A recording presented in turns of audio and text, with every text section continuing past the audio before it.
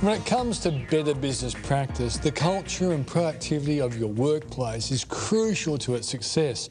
Joining me now to share his experience in how to improve your business's bottom line and the well-being of your staff is Dr. Adam Fraser, a leading expert in the area of human performance. Thanks for joining us, Doctor. Pleasure. Or Adam? No, Adam will be fine. I wouldn't feel comfortable calling you Doctor. What's your background? How have you become Dr. Adam Fraser? Well, at university I studied psychology and physiology, and from there I worked with athletes and did research in the area of human performance. So how do we perform? How do we handle stress? How do we handle pressure? And I've done that in various areas, and the last 9-10 years have been doing it in the business world. So from coaching to running workshops to consulting to keynote speaking. So it's quite diverse. It's great, and writing as well. Adam, the fact that business conferences invariably will have sporting people to talk to them. Are the lessons in sport easily carried over to the lessons we need in business? That's a great question, because they are, but I think that when I worked with athletes, I thought they were exceptional and so talented. But when I was at the AIS, one of our biggest challenges down there was boredom.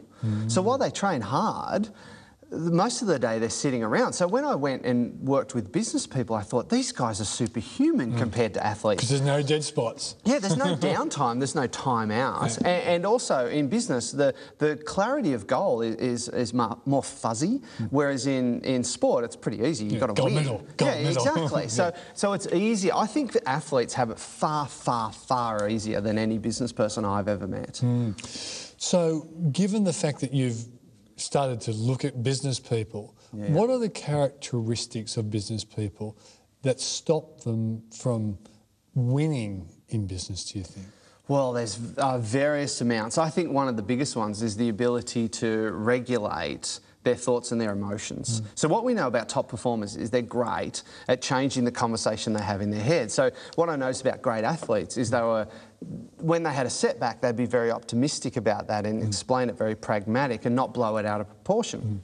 And also control their emotions really well. So the best leaders and managers I see are really great at regulating the thoughts that they have and the emotions that they express. Do you think sometimes because if you miss the mark in business, there's also a financial implication? Apart from the ego part, there's also a financial implication. You marketed badly, you didn't get the sales, you got staff here, they're costing you a lot of money. Yeah, and the cascade is huge, the fallout. Yeah, very much so. But one interesting thing is that athletes at least have an objective set of eyes called a coach. Do you think a lot of business people need to go looking either for a coach or a mentor, someone who becomes the objective set of eyes, who says, don't take it too hard, start again, do that sort of thing? Yeah, definitely. Mentors for sure. Throughout my life, I've always had mentors, and I've just basically attached myself to people. Lucky person. And stalked them until they said, yes, they would mentor me. So I found that very, very valuable. In terms of coaches for business people, I think it's important, but you've got to get a good one. And I choose coaches that have done it.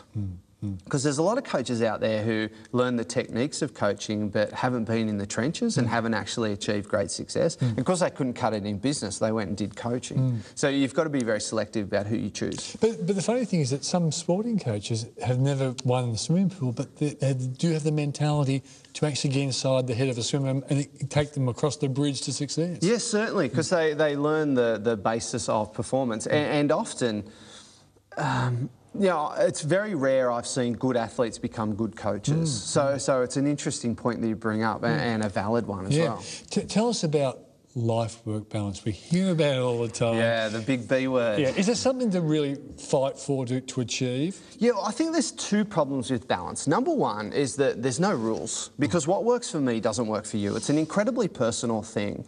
The second one is I think we use the wrong metric for balance, because most people use the metric of time. So they think if I've got a lot of time at home, then I have balance. But I know a lot of those people, the only interaction they have with their family is they grunt at them if they get in the way of the TV. And for me, that's not balance. Look, here's the deal. We don't want balance. What we want is happiness and good relationships. In both spheres, both work and home. But saying I want balance is like saying I want to be on a diet. No, you don't want to be on a diet. You want to be skinny. So balance is a vehicle to get there, but we focus on that too much rather than... Because I think balance is about what's the quality of the interaction I have in each part of my life. So me, for example, I travel a lot. So on paper, my life looks out of balance. But when I'm home, I'm home. And the amount of effort I put into my relationships is huge. So while on paper my balance may be off, my level of happiness and the quality of my relationships is exceptional because of the amount of effort I put in when I'm in that space. Do people actually have to structure what it is they want to do outside of work? Because if you just make it like, well, I'm no longer at work, I'm home. Yeah. If it's important to have some kind of, I don't want to use the word balance, but whatever the word should be other than balance. Yeah, I mean, should you work on it? Well, if you're working 16-hour days, you're not going to have a good relationship, clearly. So there is a middle ground there. But one of the things I find that works really well for balance, because we often look at balance as to, can I juggle work and home? Now, what I talk about is a concept called the third space. So, and that is basically, what do you do in that transition between work and home?